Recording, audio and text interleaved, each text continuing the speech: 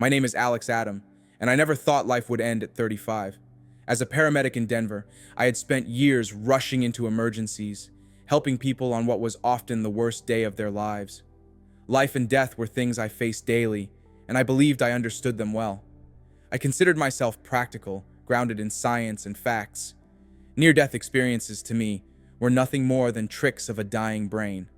But one day, everything I believed was turned upside down. It began on a cool Wednesday morning in Denver. The city was bustling as usual, cars honking, people rushing, life carrying on. My shift had been strangely quiet so far, almost peaceful. By 10:30 a.m., I was in a patient room checking on a teenager who had survived a terrible car accident. The room felt calm, with sunlight streaming through the blinds, painting warm patterns on the walls. The steady beep of the heart monitor blended with the soft hum of the hospital. The boy gave me a small smile, and for a moment, it felt like a rare break from the chaos that usually defined my days. But I had no idea that, in just a few minutes, my own life would change in a way I could never have imagined. If you believe in God and near-death experiences, subscribe to Life at NDE today. Discover inspiring messages from God through powerful near-death stories that bring hope and understanding.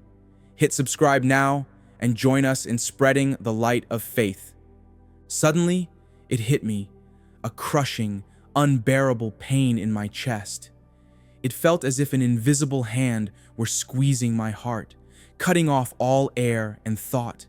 The pain surged through my body, sharper and more overwhelming than anything I had ever felt. Instinctively, I reached out to steady myself against the counter, but my hand never made contact. The last thing I saw was the look of panic on my patient's face as he yelled for help. Then, everything went dark.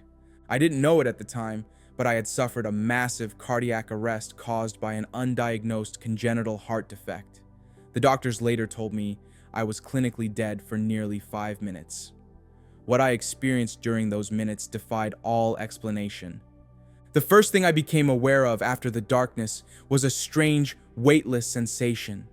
I opened my eyes, or what felt like my eyes, and found myself floating above the scene. I looked down and saw my own body sprawled motionless on the floor. The room was chaos. Dr. Patel, my supervisor, was performing chest compressions with a focus I had only seen in the most critical emergencies. Lucas, my closest friend on the team, was preparing the defibrillator, his hands steady but his face pale. I tried to call out, to tell them I was okay, but no sound came. I realized I wasn't breathing, yet I felt no discomfort or fear. Instead, I felt an overwhelming sense of peace, as if every burden I had ever carried had been lifted. It was surreal watching my lifeless body from above, but the calm I felt was absolute. I was no longer tethered to the anxieties and fears that had shadowed my life. Then, everything shifted. I felt a gentle pull, as though an unseen force was guiding me away from the scene. The room faded, and I was drawn into a tunnel of light. The movement was swift yet natural, like being carried by a current. The light ahead grew brighter, but it wasn't blinding. It was warm, inviting, and alive. It felt like home. When I emerged from the tunnel, I found myself in a place that defied description.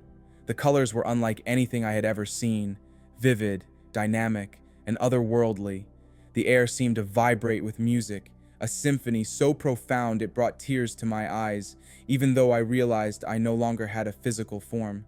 I existed as pure awareness, free from the limitations of my body. Then, I saw him, Jesus. He stood before me, not as he is often depicted in religious art, but as a presence both majestic and deeply familiar. His light was brighter than the sun, yet it did not hurt to look at him. He radiated love so pure and powerful that I felt completely seen and utterly embraced. His eyes held the wisdom of eternity and the compassion of a dear friend.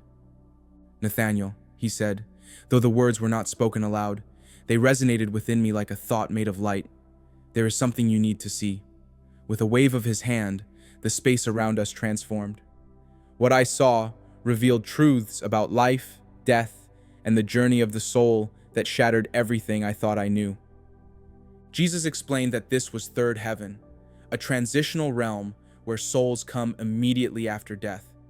It was not limited by physical laws. Here, time and space intertwined in ways that my human mind struggled to understand. He guided me through different sections, each serving a unique purpose for the souls who resided there. The first area he showed me was Gardens of Peace. Souls were bathed in golden light, radiating tranquility.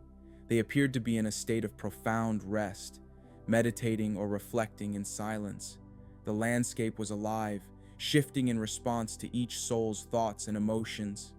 These are the souls who lived with love and service, Jesus explained. They are here to rest, to heal, and to prepare for the next phase of their journey. I noticed that some souls glowed more brightly than others. Jesus said, "The brightness reflects how much divine love they allowed to flow through them during their lives. Yet even here, they continue to grow, becoming brighter as they deepen their understanding of love." Next, we entered Halls of Learning. This place was alive with activity. Souls gathered in amphitheaters made of light, working with teachers who radiated extraordinary wisdom and compassion. Here, souls reviewed their lives, not as judgment, but as a profound learning experience. I watched as souls relived moments from their lives, not only from their own perspectives, but also from the perspectives of those they had affected. One soul, for example, saw how a single act of kindness had a ripple effect, touching countless lives. Another soul faced a moment of anger, feeling not only the pain they had caused, but also the reasons behind their actions. "This is not about punishment," Jesus said. "It's about growth and understanding. Every soul must see and feel the impact of their choices to truly evolve." One of the most profound moments in the halls of learning was witnessing how seemingly small actions could create monumental ripples. A single kind gesture or a careless word could echo far beyond the moment, shaping the lives of others in ways unimaginable. It was a humbling and awe-inspiring revelation. Then I saw him, Jesus. He stood before me, not as he is often depicted in religious art, but as a presence both majestic and deeply familiar. His very essence radiated light, brighter than the sun, yet astonishingly gentle and soothing to behold. This light didn't just illuminate, it felt alive, as if carrying the essence of love itself. As I looked at him, I was overwhelmed by a love so pure and powerful that it transcended any human emotion I had ever felt. It was as though every part of me, my thoughts, my past, my fears, my hopes, was fully seen and wholly embraced. His eyes held an infinite wisdom, the kind that seemed to span across all eternity, coupled with the compassion of a dear, trusted friend who had always been by my side. He called my name, Nathaniel. The word wasn't spoken aloud in the way we communicate on earth, yet it resonated within me as if it were a thought made of pure light. His voice carried a profound sense of calm and purpose, a tone that seemed to weave directly into my soul. "There is something you need to see," he said. With a gentle wave of his hand, the space around us began to shift and transform. What unfolded before me was nothing short of astonishing. The truths I was about to witness would reshape everything I thought I knew about life, death, and the journey of the soul. Jesus began to explain that we were in a realm known as the third heaven, a transitional space where souls arrive immediately after death. This realm was unlike anything on earth. It was not constrained by the physical laws of time and space. Instead, these concepts intertwined and overlapped in ways that my human mind struggled to grasp. Yet, in this realm, it all felt natural, as though I had always known this kind of existence deep down. Jesus guided me through different sections of this incredible place, each with a distinct purpose, each carefully designed to aid the souls who resided there. The first place Jesus showed me was the Gardens of Peace. It was an ethereal expanse of golden light, a landscape that seemed to breathe and shimmer with life. Souls rested here, their forms glowing softly, as if emanating their own inner light. Each soul radiated tranquility, appearing deeply at peace as they meditated or reflected in silence. The surroundings were alive in a way that I had never seen before. The trees, the grass, even the air itself seemed to respond to the thoughts and emotions of the souls present. The very environment was harmonious, shifting to meet the needs of those within it. These are the souls who lived lives filled with love and service, Jesus explained as he gestured toward them. They are here to rest, to heal, and to prepare for the next phase of their journey. As I looked more closely, I noticed that some souls glowed more brightly than others. Jesus explained further, the brightness reflects the extent to which they allowed divine love to flow through them during their time on earth. Yet even here, their journey is not complete. They continue to grow, becoming brighter and more radiant as they deepen their understanding of love. From there, Jesus led me to the halls of learning, a place that was vibrant with activity. It was unlike any school or learning center I had ever imagined.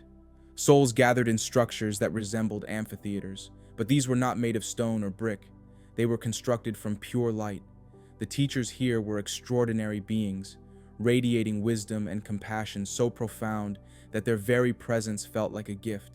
Here, souls reviewed their earthly lives, not as a form of judgment or punishment, but as an opportunity for deep learning and growth.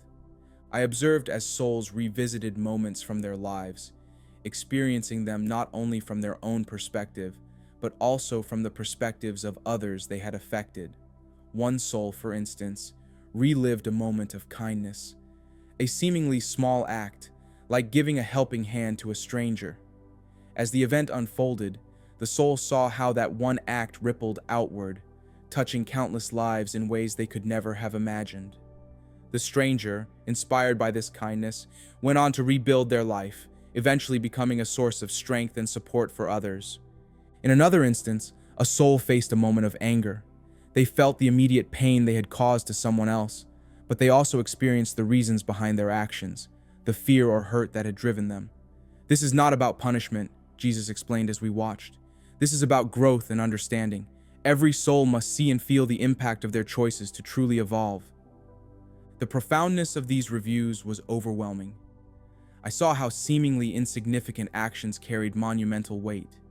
A small gesture of love or a fleeting moment of cruelty could send ripples across the lives of many. The interconnectedness of all souls became glaringly evident. Each act of kindness created waves of light, uplifting and healing, while acts of harm created shadows that had to be transformed through understanding and love. As I stood there, absorbing all of this, I realized that the process wasn't easy for the souls undergoing it. Some moments were joyous to revisit, while others were deeply painful. Yet, even in moments of facing their mistakes, there was no condemnation. Instead, there was compassion, an infinite wellspring of patience and understanding from the luminous beings who guided them. These beings didn't judge, they supported, helping each soul comprehend the root of their actions and how they could grow beyond them. Jesus stood beside me through it all, his presence steady and comforting. Growth begins here, he said. It's not enough to recognize the effects of your actions. The real work is in transforming that understanding into love, into light, into something that can uplift not just yourself, but all of creation. I could feel the truth in his words, resonating deeply within me.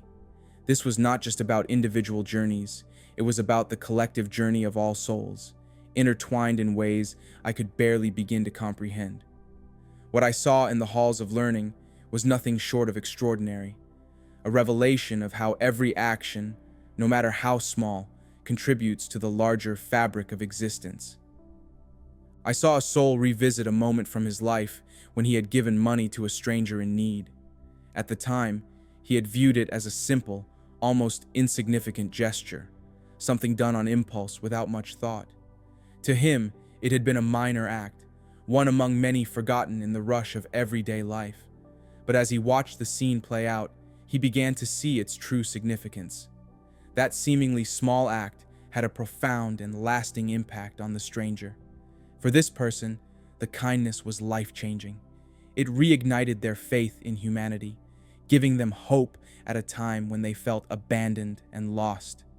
With this renewed faith, the stranger sought help, overcame their struggles, and began to rebuild their life. What amazed me most was how this transformation extended far beyond the stranger's own life. As their circumstances improved, they became a source of encouragement and support for others, helping countless people who were also in need. Over time, the ripple effects of that single, simple act of kindness reached hundreds of lives, spreading positivity and love far beyond what the original giver could have ever imagined. In contrast, I witnessed another soul confronting the repercussions of a moment of cruelty. This person had spoken harsh words to someone during a moment of anger or frustration. At the time, the words may have seemed fleeting, even justified in their mind.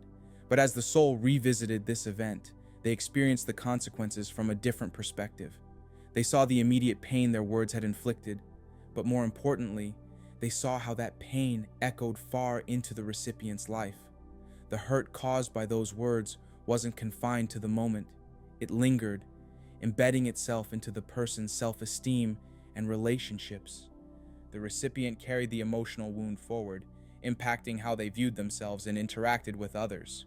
Despite the weight of these realizations, there was no condemnation for the soul reflecting on their actions. Instead, they were surrounded by luminous beings who radiated warmth, compassion, and patience. These beings guided the soul through a process of deep understanding, helping them to see not only the effects of their actions, but also the underlying reasons behind their behavior. They helped the soul uncover the pain, fear, or misunderstanding that had driven their hurtful actions, offering a path toward healing. This is where true growth begins, Jesus explained as he stood beside me. His presence was steady and reassuring, his voice resonating with infinite wisdom. It's not enough to simply recognize the effects of your actions. You must also learn to transform the pain into understanding and ultimately into love.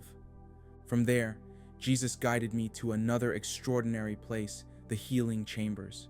This was not a physical space like anything on earth, but a state of existence designed for souls burdened by deep wounds. These were souls who had carried trauma, anger, addiction, or sorrow during their lives. Here, they were enveloped in a light so pure and warm that it seemed to dissolve their pain layer by layer. This light wasn't just illumination, it was a tangible force of love, capable of reaching the deepest corners of a soul's suffering. The beings of light who worked within this realm were remarkable in their patience and gentleness. They guided each soul through a process of profound transformation, helping them confront and release the pain they had carried. For some souls, the journey required them to face the harm they had caused to others, feeling the full impact of their actions. For others, the healing process began with addressing their own traumas and rediscovering the divine love they had shut out during their earthly lives. Each transformation was unique, tailored to the specific needs of the soul. No soul is ever beyond redemption, Jesus said, his voice filled with unwavering conviction. Even those who have lived in the deepest darkness have the capacity to be healed. Love is the most powerful force in existence. It can restore even the most broken spirits. I watched as souls underwent this extraordinary process of healing. It was not easy. The path required courage, honesty, and a willingness to confront the truth of their experiences. But as they embraced the process, I saw remarkable changes unfold. Burdens that had weighed on them for lifetimes began to lift. The light within them grew stronger, brighter, and more vibrant with each step they took toward healing. This process of transformation was not a quick fix or a simple solution. It demanded intense self-awareness and a willingness to let go of guilt, anger, and fear. Yet through it all, the beings of light never wavered in their compassion. They provided endless support, helping each soul move closer to forgiveness and love, not only for others, but also for themselves. I realized that this was the true power of love, a force so profound that it could reach into the depths of despair and bring forth light. The healing chambers were a testament to the boundless potential for growth, renewal, and redemption within every soul. Even those who had lived in pain or caused harm were not beyond hope. Each soul, no matter how lost or broken, was guided gently toward a state of understanding, peace, and love. Watching this unfold was a deeply humbling experience, and it filled me with awe at the infinite capacity of love to heal, transform, and restore. Then, Jesus revealed something so profound that it took my breath away. In another part of this extraordinary realm, I witnessed souls working together to assist those who were still living on earth. These souls were what we often refer to as guardian angels, though they were nothing like the mythical winged beings from folklore. Instead, they were radiant and serene, exuding purpose and love. They were souls who had chosen to remain in this transitional realm, dedicating themselves to guiding and protecting others. Their mission was clear: to offer support, strength, and love to those who needed it most. As I looked closer, my heart filled with emotion. Among these guardian souls, I saw my father. He appeared as I remembered him during the happiest years of his life, strong, vibrant, and full of energy. His presence radiated love, warmth, and a deep sense of peace. When he smiled at me, I was overwhelmed by an intense gratitude that I couldn't put into words. He seemed so alive, so full of light, and his very being radiated a love that felt infinite. My father shared moments with me that I had never known about before. He showed me times when he had silently guided my decisions, nudging me toward paths that would lead to growth and safety. He revealed how he had comforted my mother during her darkest moments, whispering strength into her heart when she felt like giving up. He even showed me instances when he had shielded me from harm during dangerous situations, moments I hadn't even realized were perilous at the time. Every prayer is heard, he told me, though his voice was not spoken aloud, but flowed directly into my mind. Every moment of need is known. We can't always prevent struggles because growth requires challenges, but we can always send love, strength, and guidance. As we moved deeper into the realm, Jesus led me to a place that was far less comforting, but just as significant. This space was cold, isolating, and dark, a stark contrast to the warmth and light I had experienced elsewhere. Here, I saw souls who had chosen to remain in darkness. These were not punished souls, but rather those who had not yet accepted love, healing, or forgiveness into their essence. Their isolation was self-imposed, a result of their own unwillingness to let go of pain, resentment, or fear. These souls have not yet embraced the love and healing that is always available to them, Jesus explained. His voice carried no judgment, only compassion. But watch. I observed as beings of light, pure, luminous presences, continuously reached out to these souls, offering love, comfort, and support. The beings were gentle and patient, their light unwavering no matter how many times it was ignored or rejected. The scene was deeply moving, showing the persistence of divine love. This is the nature of divine love, Jesus said softly. It never forces, never condemns, but it also never abandons. Every soul, no matter how lost, will eventually find its way back to the light. It is not a matter of if, but when. As we continued, Jesus revealed the most awe-inspiring vision of all. He showed me what he called the interconnected web of all existence.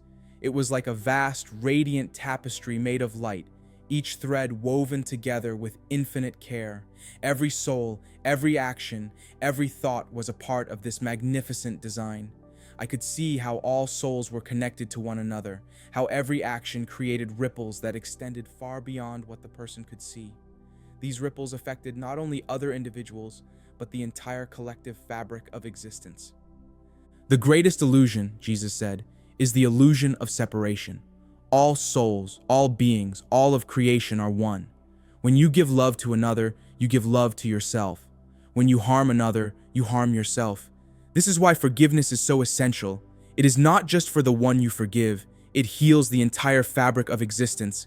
It restores the balance of the whole. I watched in awe as acts of love sent ripples of light through this interconnected web. These ripples didn't just uplift the people directly involved, they extended outward, touching countless lives, spreading light and healing across dimensions.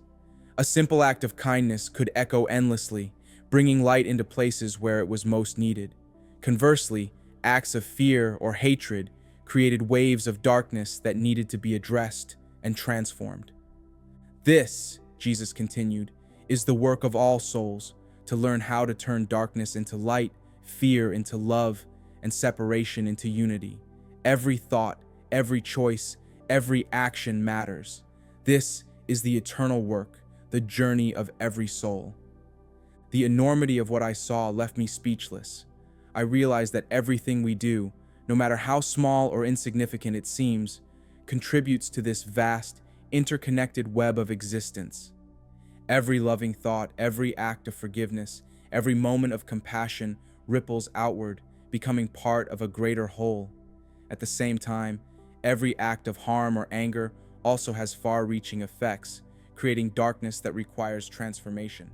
Yet, no matter how much darkness exists, the light never stops working to transform it. Divine love continues to reach out, unwavering and unrelenting, until every soul finds its way back into the fold of light and unity. In this profound moment, I understood the infinite power of love and its ability to heal, restore, and connect everything. The vision of this interconnected web was not just a revelation of how existence works. It was an invitation, a call to live with intention, love, and purpose, knowing that every action contributes to the whole. Before sending me back, Jesus revealed one final truth that shook me to the very depths of my soul. He showed me the infinite possibilities for humanity's future. As the vision unfolded, I saw two diverging paths, each leading to a vastly different outcome. One path was breathtakingly beautiful. In this future, humanity had embraced love, wisdom, and compassion as guiding principles. Every action was rooted in kindness, and every decision was made with the well-being of others and the planet in mind. People lived in harmony, not just with each other, but with all creation. The earth thrived, vibrant and alive, reflecting humanity's collective care. It was a world where peace wasn't just a distant hope, it was a reality woven into the very fabric of existence. The air was filled with the energy of unity, and humanity flourished in a way I could only describe as divine. On the other path, I saw devastation. This was a future marked by conflict, greed, and destruction. The choices humanity made in this reality led to suffering on an unimaginable scale. The planet bore the scars of exploitation, and the people, disconnected from each other and from love, lived in turmoil. Fear and hatred had created a cycle of pain that fed itself, dragging the world further into chaos. This vision was painful to witness, a stark reminder of what could happen if humanity turned away from the light and the truth of love. These futures are not predetermined, Jesus explained, his voice steady and filled with hope. The choices humanity makes now will shape the reality that unfolds. But remember, free will is absolute. The future is not set in stone. Every act of kindness, every moment of forgiveness, and every choice for peace contributes to the collective journey. These choices matter more than you can imagine. As he prepared to send me back, Jesus gave me a mission, one that felt both profound and humbling. "Tell them what you've seen," he said, his presence radiating a love so deep it was overwhelming. "Let them know that death is not the end, that love is the most powerful force in existence, and that no soul is ever truly lost. Every soul has a purpose, and every life has meaning." With those words, I felt an irresistible force pulling me back. The transition was swift yet gentle, like being carried on a current of light. The last thing I heard was his voice, resonating within me, clear and powerful. Love is not just a feeling, it is a choice. And it is a choice you must make again and again, in every moment of your life. I awoke with a gasp, my body jolting as the defibrillator delivered its third shock. My colleagues surrounded me, their faces a mix of relief and astonishment. According to the medical records, I had been gone for 4 minutes and 52 seconds, yet in those minutes, I had experienced an eternity. What I saw, what I learned, had forever altered the way I viewed life, death, and the universe. Since that day, I have never been the same. I no longer fear death, because I now understand it is not an end, but a transformation, a passage into a reality far greater and more expansive than anything we can imagine. Death is a doorway, not a conclusion, and those who pass through it are not lost. They are more alive than ever, continuing to grow, learn, and even participate in the shaping of existence. This understanding has given me a renewed appreciation for life. I see every person as a soul on their unique journey, each deserving of love, compassion, and respect. My work as a paramedic, once centered on the physical, has taken on a deeply spiritual dimension. When I look at patients, I no longer see just their injuries or ailments. I see their radiant, beautiful souls. No matter their circumstances, every life is sacred, every soul is valuable, and every person is worthy of love. The most profound truth I learned is this: what we call death is not an ending, but a continuation of existence. The dead are not gone, they are transformed. They are growing, learning, and even influencing the future of the world in ways we may never fully understand. They are part of the same interconnected journey, a tapestry of souls working together across dimensions. I share my story not to convince anyone of a particular belief, but to offer hope. Love is the force that moves the universe. It is the energy that connects all things, transcending time and space. Every act of love ripples outward, touching lives and creating waves of light that spread across eternity. These ripples are not bound by physical limits. They reach places and people we may never see, uplifting and transforming the whole. Yet the same is true of fear, anger, and hatred. These create waves of darkness that must be healed and transformed. This is the eternal work of all souls, to turn darkness into light, fear into love, and separation into unity.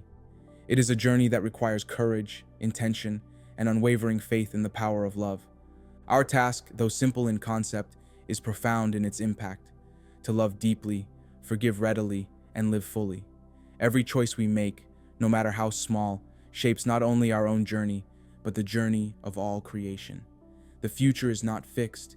It is a living, breathing reality shaped by the collective choices of humanity.